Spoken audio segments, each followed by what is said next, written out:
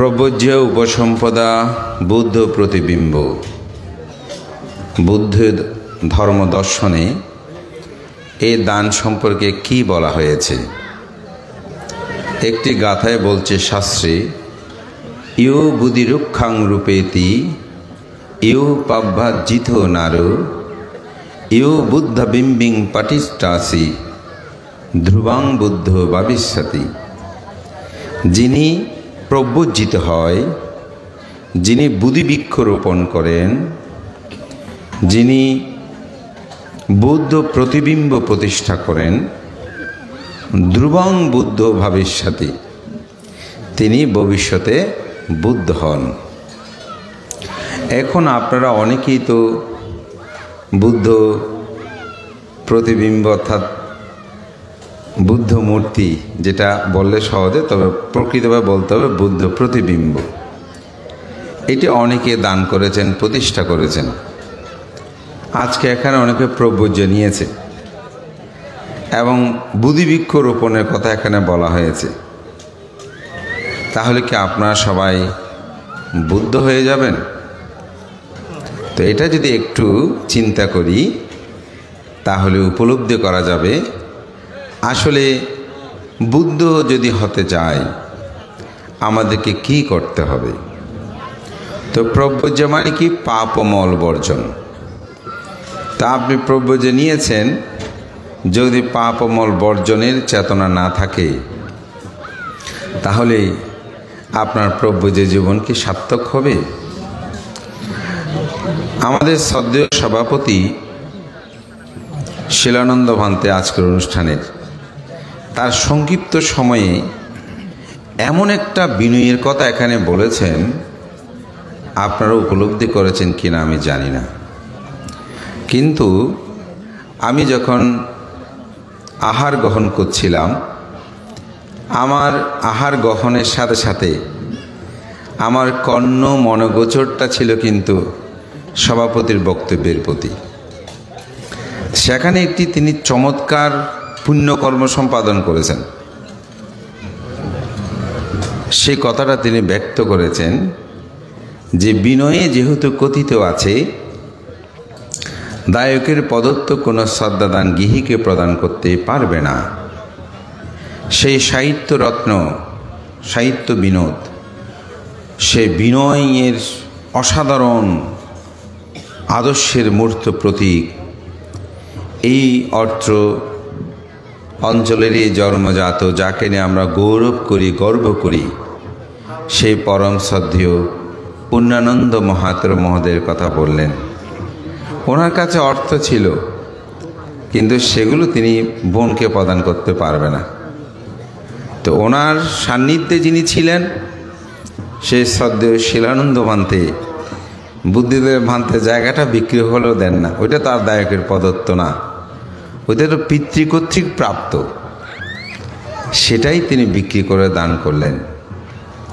তাহলে বিষয়টা দেখেন, প্রব্রজ্য মানে এই পাপ অমল বর্জনের এটাই, যাতে সেগুলো কোনো ক্রমেই একজন সাধককে স্পর্শ করতে না পারে, তার দ্বারা যেন অপরেরও কোনো ক্ষতি না হয়, সেই চিন্তা পোষণ করে যদি প্রব্রজ্যময় জীবনকে অতিবাহিত করে তবেই তিনি বুদ্ধ হতে পারেন।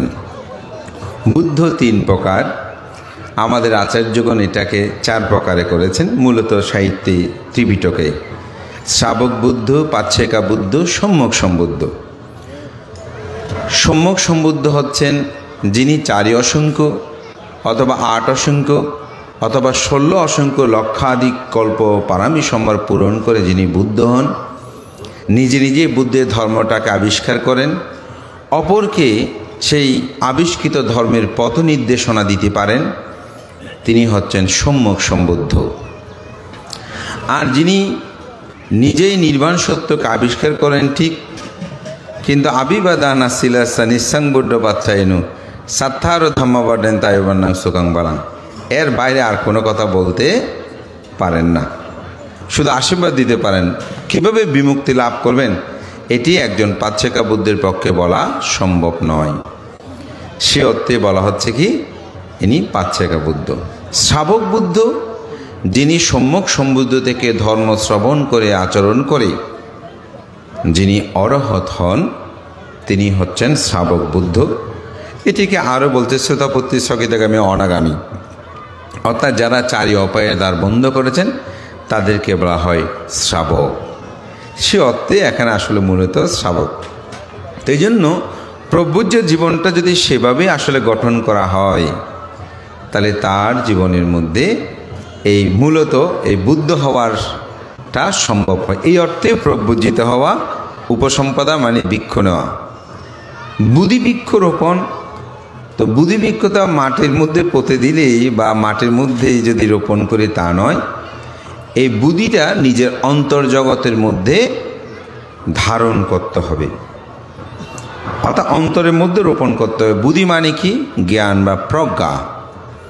তা আপনার অন্তরের মধ্যে যখন জ্ঞান থাকবে, প্রজ্ঞা থাকবে, তখনই বুদ্ধ প্রকৃতভাবে স্থাপন করা হবে।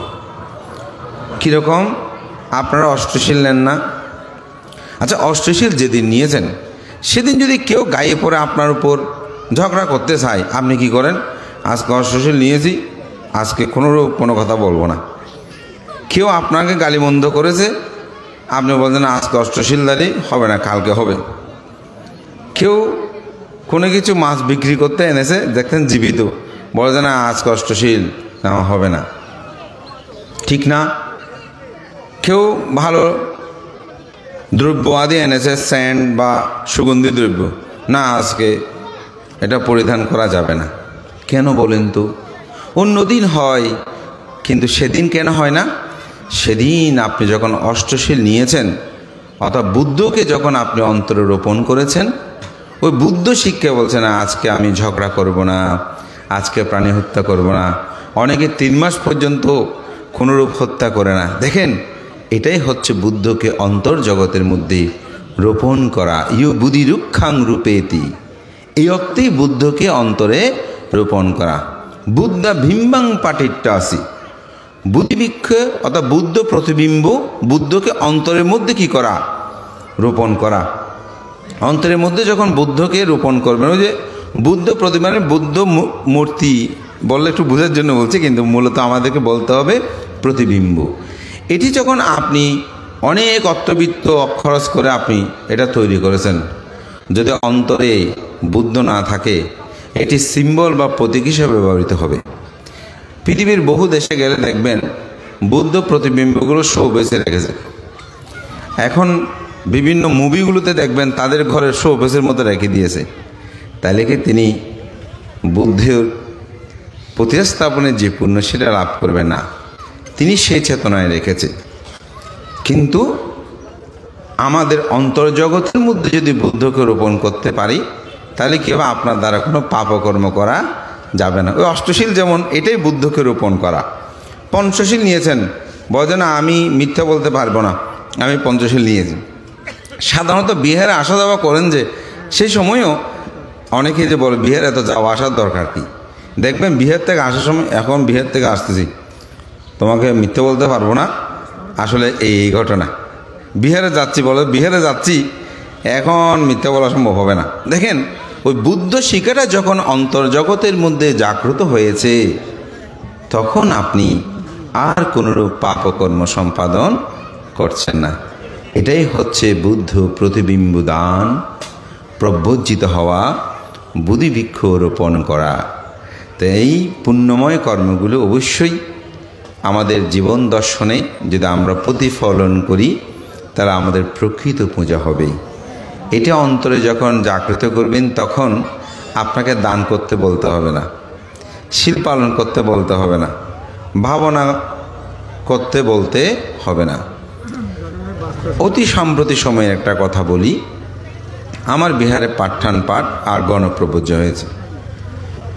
একজন আমার পরিচিত বলতে, সে আমার ধর্মদেশনাগুলো শুনে অস্ট্রেলিয়া থাকে, সে কিন্তু জন্মগতভাবে বৌদ্ধ নয়, বাংলাদেশের একটি বিশাল কমিউনিটির একজন, সেই আমি নাম বলছি না।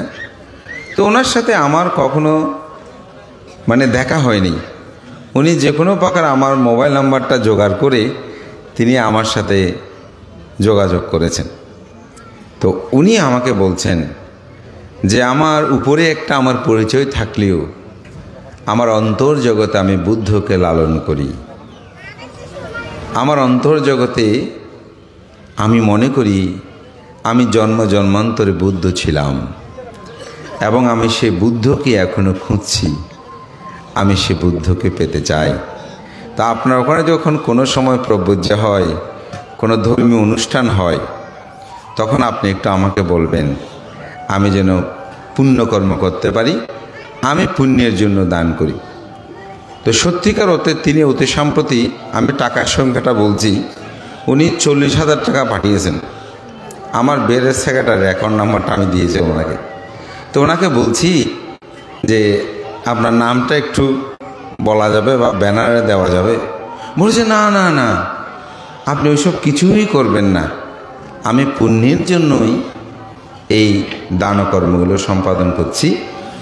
আপনি 20,000 টাকা দিয়ে আপনি শীতবস্ত্র যেটা পরিকল্পনা ওখানে দেবেন, আর বাকিগুলো প্রবজ্জা এবং বুদ্ধির ধর্মটা যেভাবে প্রচার হয় সেই প্রচারার্থে আপনি সেখানে খরচ করবেন। তা আসলে আমি খুব অবাক হলাম যে বুদ্ধকে তিনি কিভাবে অন্তরে ধারণ করেছেন। এটাই হচ্ছে বুদ্ধির প্রকৃত পূজা, এটাই হচ্ছে অন্তরে বুদ্ধকে লালন করা। আজকে আমাদের সাধনবাবু তিনি এখানে ঘুরতে দেখতে এসে তিনি দানকর্ম সম্পাদন করছেন। আমার সৌভাগ্য হয়েছিল আমি 2 বার আমেরিকাতে যাওয়ার। সেখানের যে ভোগ বিলাস যে জীবন, সাধনবাবু এখানে না এসে সেখানেই তিনি মগ্ন হয়ে থাকতে পারতেন, কিন্তু তার অন্তর্জগতে বুদ্ধ শিখা আছে, জ্ঞাতির শিখা আছে। তিনি প্রায় সময় মাঝে মাঝে, আমার ব্যক্তিগত পরিচয় না থাকলে আমি জানি ওনাকে, মাঝে মাঝে সে গ্রামে বিভিন্ন ক্ষেত্রে তিনি দানকর্মটা সম্পাদন করছেন। কেন? কারণ ত্যাগটা সম্পর্কে যার যতটুকু জ্ঞান, সে মানুষ কিন্তু দানকর্ম সম্পাদন করবে। আজকে যে সৌরভ বড়ুয়া, রিকু, তাদের পরিবার বা মিহিরবাবুর যে পরিবার, তারা যে এই সুন্দর আয়োজনটি করেছে, যদি চিত্ত জগতের মধ্যে ত্যাগ চেতনাটা না থাকতো তাহলে কিন্তু এই কর্ম তারা সম্পাদন করতে পারত না। এটি সম্পাদন করতে পেরেছে, এই জন্যই তাদের মধ্যে সেই পুণ্য চেতনাটা জাগ্রত হয়েছে বলে। দান কখনো মানুষকে দরিদ্র করে না। এই এখানে কি কেউ আছে? যদি থাকে একটু হাত তুলবেন। বান্তা আমি দান করতে করতে দরিদ্র হয়েছি। আমি আজ পর্যন্ত দান করতে করতে দরিদ্র হতে কোনো মানুষ দেখিনি। নেশা করতে করতে দরিদ্র হতে দেখেছি, আত্মহংকারে হতে হতে দরিদ্র হতে দেখেছি, অভিমানী হতে হতে দরিদ্র হতে দেখেছি। শৌখিনতা, যেটা ফুরাঙ্গি বলে এরই, এই শৌখিনতা মানে মানুষ হতে 5 টাকার এই 10 টাকার করতে গিয়ে, শৌখিনতা করতে গিয়ে জিনিসপত্র এরকম কাপড় চোপড় পরিধান, পিতা মাতা জায়গা বিক্রি করে করে, এগুলো কি বলে সমাজের স্ট্যাটাস, হ্যাঁ, এগুলো মধ্যে রক্ষা করতে গিয়ে এরকম দরিদ্র হতে আমি দেখেছি। কিন্তু প্রকৃতভাবে দান করতে করতে কেউ দরিদ্র হতে আমার জীবনে আমি দেখি নাই।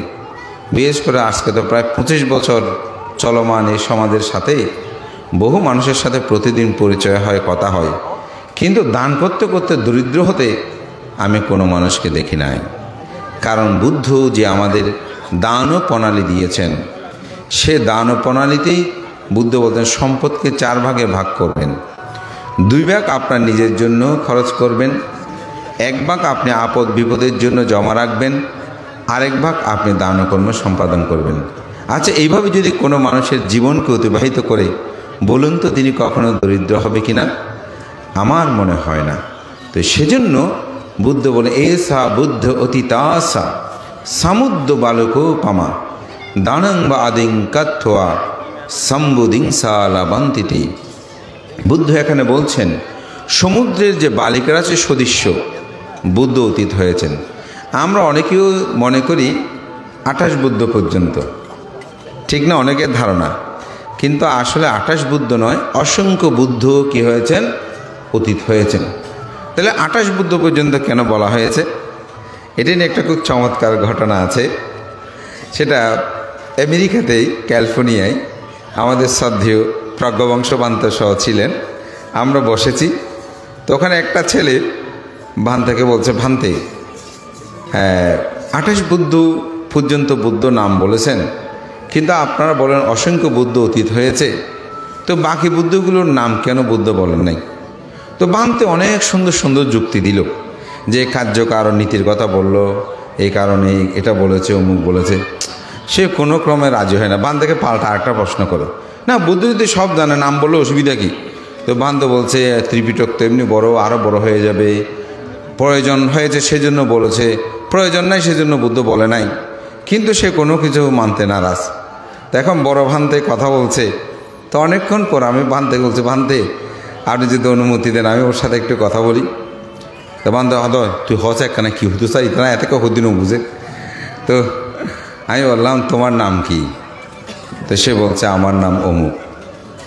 ও তোমার বাবার নাম কি? বলছে অমুক। তোমার মায়ের নাম কি? অমুক। ও তো তোমার বাবার নাম কি? সে আমতা আমতা করছে, মা একটু বলাতে আবার বলে দিয়েছে। আচ্ছা ওনার বাবার নাম কি? বলছে ভান্তে এটা তো জানি না। এখন ওনার মাও আর জানে না এটা, তাই তো ওনার বাবার নাম কি? বলছে না ভান্তে এগুলো তো কিছু জানি না। আমি বললাম কেন জানো না? এগুলোকে তোমার জানা উচিত না।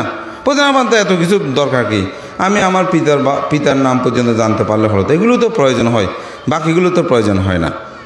আরে দেখো, বুদ্ধ ঠিক অনুরূপভাবে অসংখ্য বুদ্ধের প্রয়োজন ছিল না নামগুলো জানার। যতটুকু পর্যন্ত প্রয়োজন ছিল ততটুকু পর্যন্ত বুদ্ধ বলেছেন, যেটার প্রয়োজন নেই সেটা বুদ্ধ এখানে উপস্থাপনা করেন না। ও বলেছেন না ভান্তে আপনি ঠিক বলেছেন। তখন সেই একেবারে চুপ হয়ে গেল এবং আর প্রশ্ন সে করলো না। তো ভান্তে বলছে তোর লোকের ওটা হন দরকার, এত সুন্দর সুন্দর কথা হলেন।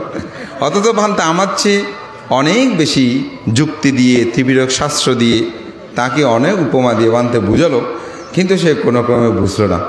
যখন আমি একটু ঘুরিয়ে গিয়ে তাকে ধরলাম, তখন সে আপনিতেই বুঝে গেল। তো আমি এই কথাটা বলছি, অর্থাৎ বুদ্ধ যে 28 বুদ্ধের কথা বলেছেন তা না। এসা বুদ্ধ অতীতাসা সমুদ্ধ বালুকো পামা, সমুদ্রের বালিকার চেয়ে সদৃশ্য বুদ্ধ অতীত হয়েছেন। এবং গৌতম বুদ্ধ শেষ বুদ্ধ নয়, অসংখ্য বুদ্ধ পৃথিবীতে আসবেন। তো সেজন্য বলছেন এই সমগ্র বুদ্ধগণ তারা দান ও পারানি পুণ্য করেছেন।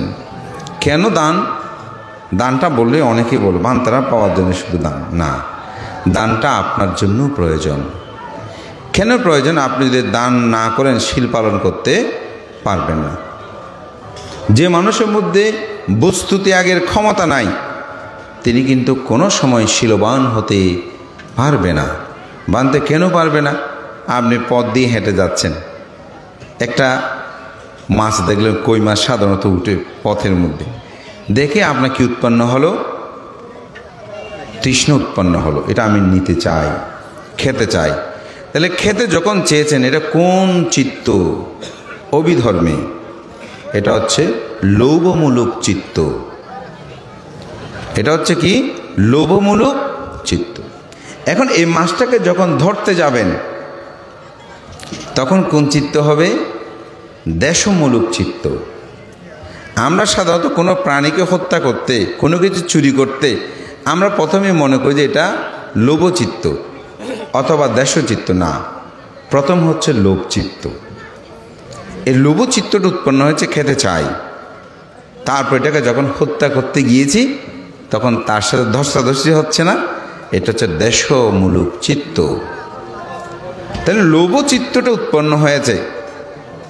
এখন যখন আমি ত্যাগ করতে পারি নাই, তখন দেশমূলক চিত্ত উৎপন্ন হয়ে আমি তাকে হত্যা করেছি, আমার প্রাণী হত্যা হয়েছে। আচ্ছা, প্রথমেই যদি আমি ত্যাগ করতাম, দান মানে কি? দিয়া তিথি দান, সত্যহীনভাবে ত্যাগ করা। যখন আমি এটা ত্যাগ করতাম, তাহলে আমার শীলটা পালন হতো। তাহলে শীল পালনের জন্য দান প্রয়োজন। আপনি এই বস্তু দেখাতে ইচ্ছে হচ্ছে, এটা চুরি করে নিয়ে যায়। যখন আপনি এটা ত্যাগ না করবেন, চুরি করে নিয়ে স্থানচ্যুত করবেন না, তা আপনি যখন বলেন না আমি এরকম বস্তু চাই না, আমি সেদিন তো এত টাকা খরচ করে সঙ্গদান করেছি, এগুলো আমার প্রয়োজন নেই, তাহলে ত্যাগ যখন করেছেন তখন আপনার শিলটা কি হয়েছে? পালন হয়েছে। ঠিক আমাদের ইন্দ্রিয় জগৎ, যে ষড় ইন্দ্রিয় বা পঞ্চ ইন্দ্রিয়, চক্ষু, কর্ণ, নাসিকা, জিহ্বা, ত্বক ও মন, এগুলো হচ্ছে কিসের মতন? এগুলো হচ্ছে আপনার ক্ষুধার্ত প্রাণী যেরকম থাকে তাদের মতন এগুলো প্রতিনিয়ত শুধু চরিতার্থ করতে চায় তার স্পৃহাগুলো, আকাঙ্ক্ষাগুলো, তৃষ্ণাগুলো। একজন সাধক, একজন ত্যাগী, তিনি সেগুলোকে সংযত করেন। সেই জন্য মুত্রিকে একটা খুব সুন্দর উপমা আছে। উপমা হচ্ছে এরকম, একটি কচ্ছপ সে বনের মধ্যে এক পুকুর থেকে আরেকটি পুকুরে যাচ্ছে। তো কিছুদূর যাওয়ার পরে হঠাৎ একটা সিগাল দূর থেকে দেখলো যে একটি প্রাণী হেঁটে যাচ্ছে। তো সিগাল খুব ক্ষুধার্ত ছিল, সে দূরে আসতেছে এটাকে ধরার জন্য। তো কচ্ছপ ভাবতেছে এখন তো পিছনে যাওয়ার সুযোগ নাই, সামনে যাওয়ার সুযোগ নাই, আমি যেতে যেতে ততক্ষণ সেই চলে আসবে, আমি আর পানিতে নেমে পড়ার মতন সময় আমার হাতে নাই। তখন সেই কচ্ছপ কি করেছে, তার মাথা, চারটা পা তার খোলসের মধ্যে ঢুকিয়ে একদম মাটির সাথে লেগে রইল। তো কচ্ছপটি, সিগালটি এসে এদিক সেদিক তাকাচ্ছে, দেখে যে না, যেটা হাঁটতেছিল সেটা এখন আর নাই, যেহেতু মাটির সাথে লেগে গেছে। অনেকক্ষণ সিগালটা কচ্ছপের পিঠের উপরও হেঁটেছে, কিন্তু কচ্ছপ কোনো ক্রমে তার হাত, অর্থাৎ তার যে চার পা, মাথা, এগুলো খোলস থেকে বের করে নাই। কিছুক্ষণ পর যখন সিগালটা চলে গেল, কচ্ছপের তো মাটির অনুভূতি শক্তি আছে, কি আছে, দেখে যে আশেপাশে নাই। তখন মাথাটা আস্তে করে বের করে, সেই পাগুলো বের করে আস্তে আস্তে ঠিক তার গন্তব্যস্থানে পৌঁছে গেল। বুদ্ধ বলছেন, তোমরা কি কচ্ছপের কাণ্ডটি দেখেছো?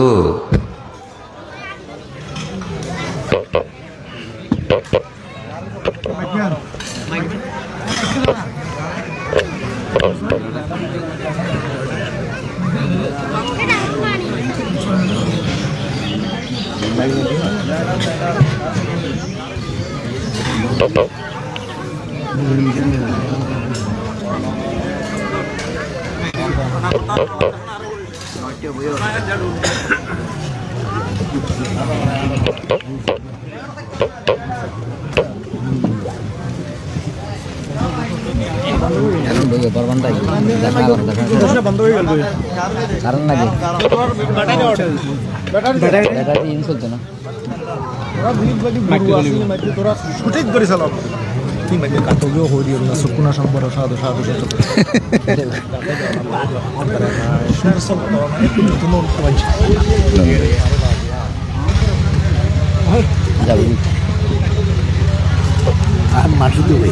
আর গেছে জানি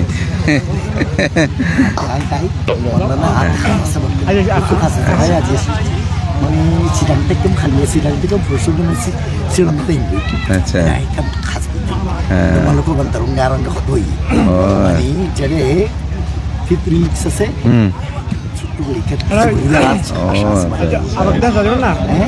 ভারতের কিন্তু হিন্দু বলতে ভারতের কিন্তু খাই দিত ডেমসা 7-8 তারিখে সব বান্দারাঙ্গা খাজা আছে ওটা বান্দার হইছে আইছিলাম বান্দার ওই দেখি আচ্ছা আসুন আসুন মোহাম্মদ সুত্রাদের তো সেখানে বাংলায় অনুবাদ করতে সেখানে অনর্থ অনেক কিছু চাষ কিন্তু বাজার আজ আই অনেক প্রশ্ন করতে আর মন প্রশ্ন করতে যাইতেন এন ফারা হই রাই একজন হই অসংখ্য বুদ্ধ কারণ তো 18 বুদ্ধ থেকে মহা যজ্ঞ এটা অসংখ্য বুদ্ধ আসলে আরাজ বুদ্ধ হয়ে যাবে গেল হয়ে দেরি উৎসর্গের যুক্তি ধরতই আর খতরার বাবার নাম দাদার নাম তার কথা যুক্তি সুন্দর আর বদল তোলে এখানেই রে জানাটা কানেক্ট এই দিকটা দিকটা মাইকানি বুঝুন না হিন্দি বুঝুন না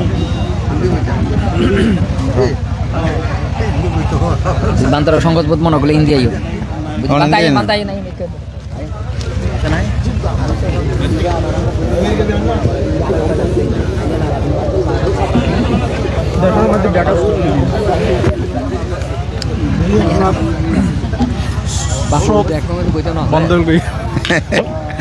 কারণ গেল গেছে না ঈশ্বর করে দিদি অনার নয়ন দেশের জন্য করে দিই না ঠিক আছে না তারপর দেশে ভালো হয় কিন্তু বই দেশ শুনি ভালো লাগে কিন্তু এই অবস্থার মধ্যে তো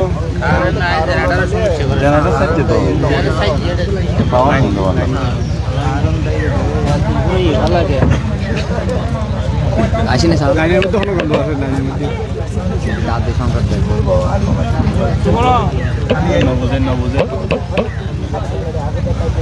এই 280 মিনিট তো এবার হতা 200 উপরে গেলে 220 হয়ে গেলে তো হয় 300 তো বেশি আছে প্রেশার উঠে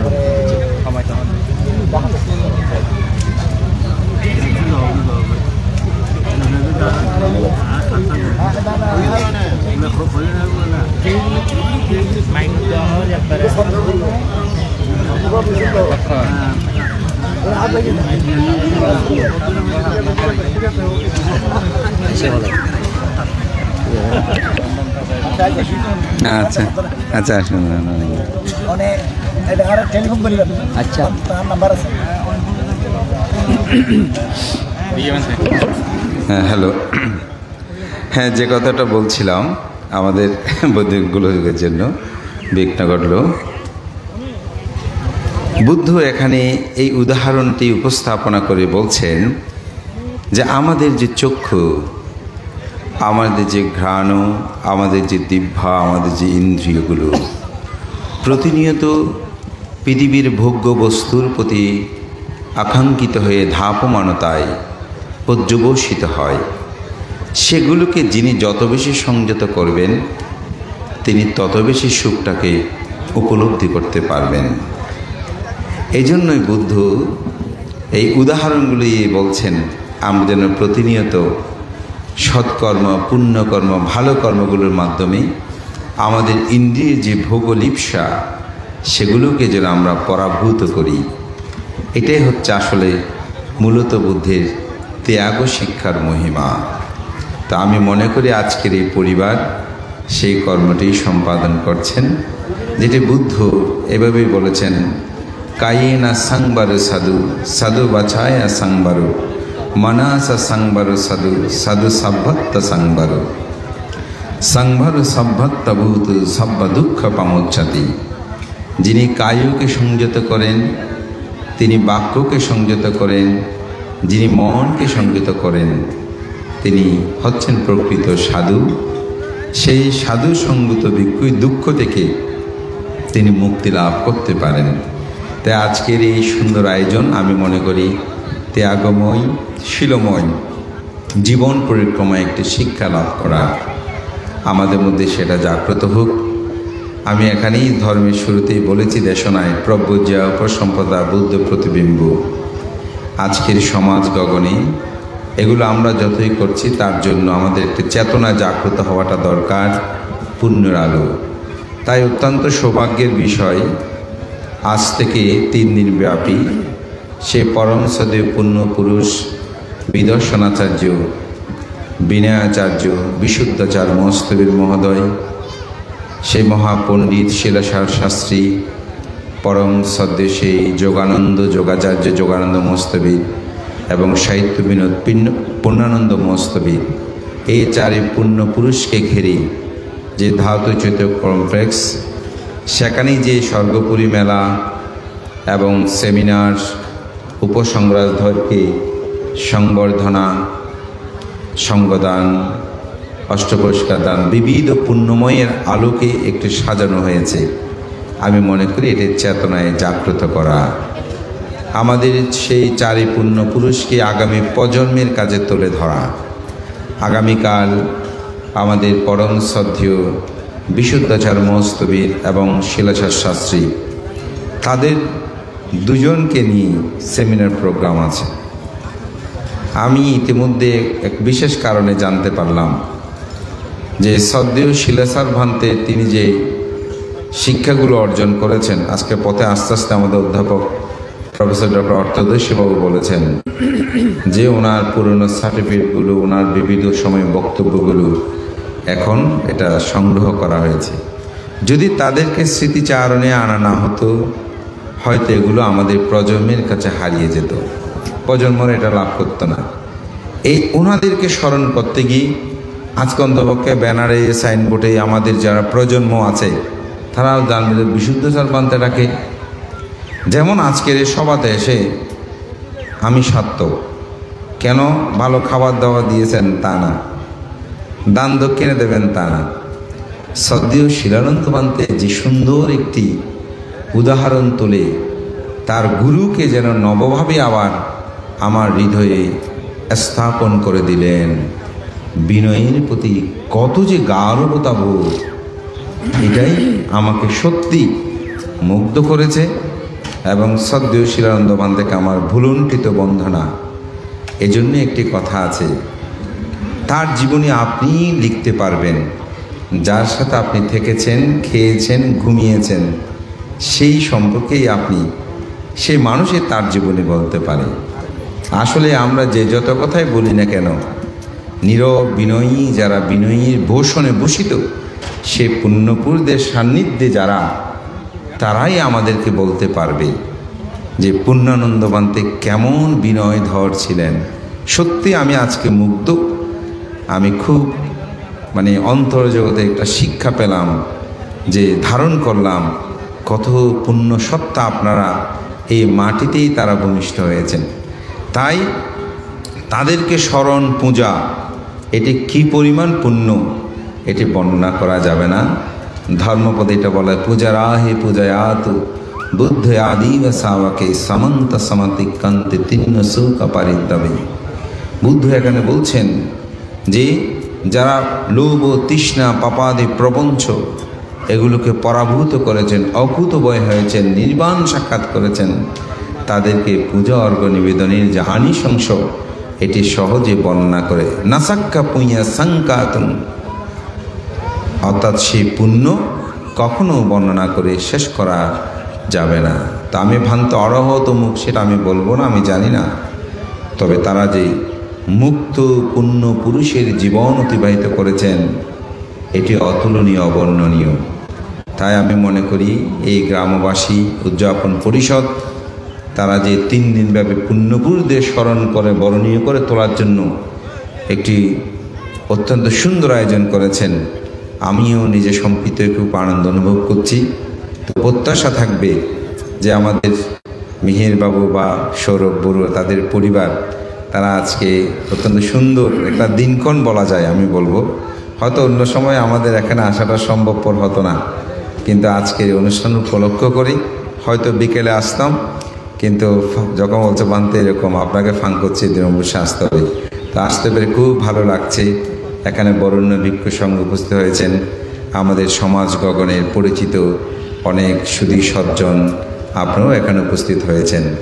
আমি সবাইকে আহ্বান জানাবো এই 3 দিনব্যাপী যে অনুষ্ঠানমালা এখানে যেন আমার ব্যক্তিগতভাবে আমাদের ব্যক্তিবিশেষ আমাদের অনেক জনের চিন্তা চেতনার মত পার্থক্য থাকতে পারে, কিন্তু আমি বলবো যে 4 পুণ্যপুরুষ তাদেরকে স্মরণে আবরণে আমাদের প্রজন্মকে তাদের আদর্শ শিক্ষা পৌঁছে দিতে আমাদের এইসব স্মৃতিচারণ অনুষ্ঠানও আমাদের সবার যোগদান করা একান্ত দায়িত্ব এবং কর্তব্য।